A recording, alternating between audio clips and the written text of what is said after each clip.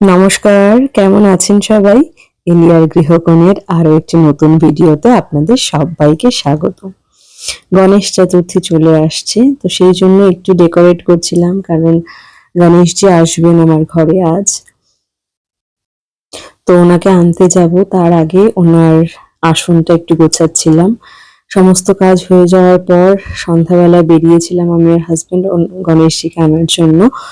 তো এই যে এখানে এসে আমার পাশেই আর কি দোকান, সেখানেই আর কি যেটা পছন্দ হয়েছে, অনেক কিছু ছিল, একটু আগেই গেছিলাম যেহেতু অত ভিড়টাও পাইনি, আর খুব একটা যে মূর্তির ভ্যারাইটি ছিল সেটাও পাইনি, কারণ আমি একটু ফাঁকায় ফাঁকায় বাজার করে এসছিলাম। কারণ পরের দিকে গেলে না এত ভিড় হয়, কিচ্ছু দেখে ভালো করে কেনা যায় না। তো এখান থেকেই মূর্তি কিনলাম, যা টুকটাক আরো পুজোর জিনিসপত্র, ঠাকুরমশাই যা ফর্দ দিয়েছিলেন সেগুলোই সব নিচ্ছি। আর আজকেই ওনাকে নিয়ে বাড়ি ফিরছি, মানে পছন্দও হয়ে গেছে কোনটা নিয়েছি, অবশ্যই আপনাদের সাথে শেয়ার করব। এই যে গণপতি এসে গেছে, এবার জাস্ট বরণ করে ঘরে ঢোকাবো। মুখটা আমি ঢেকে এনেছিলাম, আমি বাড়ি থেকে নতুন একটা চেলি নিয়ে গেছি, সেটা দিয়েই ঢেকে এনেছি, কারণ বাড়ি আসছেন উনি, রাস্তা দিয়ে এসছেন, আমি পরেই একবারে পুজোর সময় মুখ খুলবো বলেই ঢেকে এনেছি। তো ওই আর কি, যা বরণের সময় যা লাগে টুকটাক রিচুয়ালস আমি যেটা জানি সেটাই আমি করছি। হ্যাঁ, প্রত্যেকটা মানুষের নিয়ম রীতি নীতি সমস্ত কিছু আলাদা। আমি যেটা জানি নিজের থেকে সেটাকেই করছি আর কি, এরমই করে আসি। তবে এই প্রথমবার আমি মূর্তি তুললাম, এর আগে আমার ঘরেই যে গণেশ আছে সেটাতেই আমি পুজো করতাম।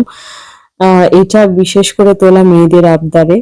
বাচ্চারা অনেক দিন ধরে বলছিল, মানে অনেক দিন বলতে বহু বছর ধরে বলছিল, মা একটু গণেশ, ছোট্ট গণেশ একটা আনি বাড়িতে। তো ওদের জন্যই আজ আনলাম। তো এই আর কি, এবার গৃহপ্রবেশ হবে ওনার। ভীষণ ভালো লাগছে, ঠাকুর বাড়িতে এসেছে। ঠাকুর বাড়িতে আসলে তো একটু অন্যরকমই ভালো লাগা কাজ করে।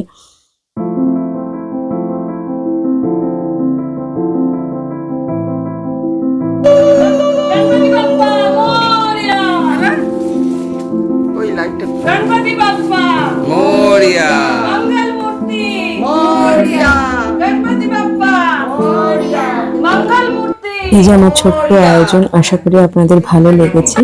এরপর আস্তে আস্তে সমস্ত ভিডিও শেয়ার করব, আমার পক্ষে যতটা সম্ভব হবে পুজোর সমস্ত কিছু শেয়ার করব।